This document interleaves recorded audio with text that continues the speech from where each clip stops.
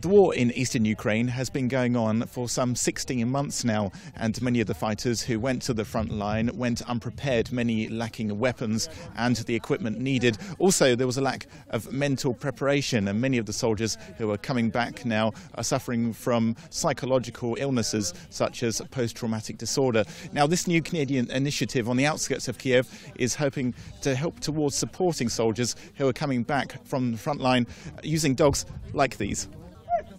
He wants that camera. This black Labrador puppy, named Chief, is part of the program. The training of the dogs takes at least a year on average, involving rotating handlers, going for walks, and eventually learning to carry out certain tasks. For someone in a wheelchair, for example, the dog will learn to open doors, pick up small items, and just be there as a companion, a soldier's best friend away from the combat zone. George Leonard founded a similar scheme in Canada and is a certified dog handler. He also suffers from post-traumatic stress disorder.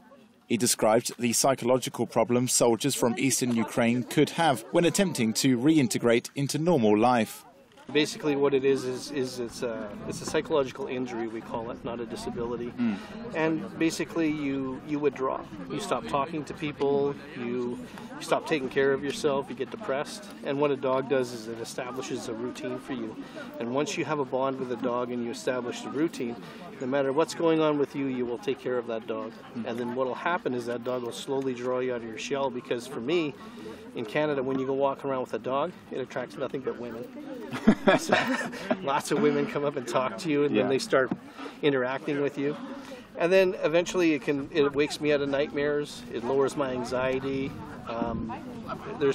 We did so much work with them because we have so many PTSD dogs, and we've never had a guy not got a good benefit from having a service dog.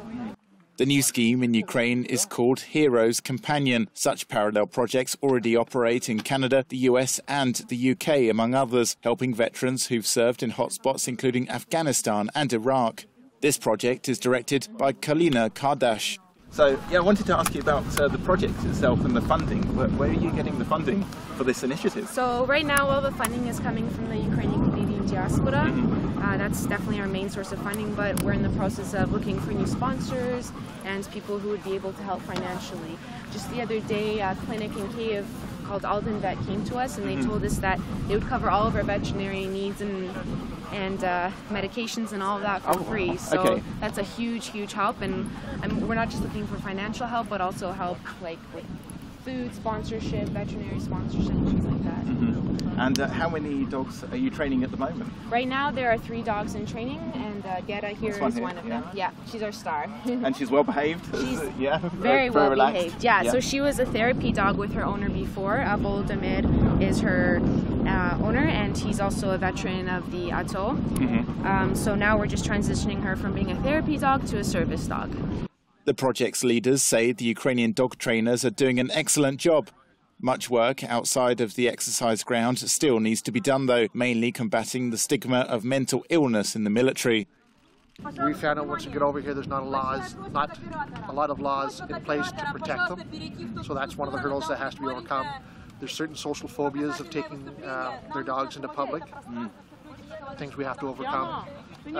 Some of the soldiers really don't want to admit that they have a mental health issue. Yeah, this is a big problem, isn't it? That is the stigma that we face in Canada. It's not alone in Ukraine. It's a worldwide problem. With this stigma, war veterans often opt for seclusion, turning to alcohol, drugs or heavy medication in an attempt to silence the thoughts within. It's hoped that this new Canadian scheme can help Ukrainian soldiers see light at the end of the tunnel, proving that canines are indeed a man's best friend.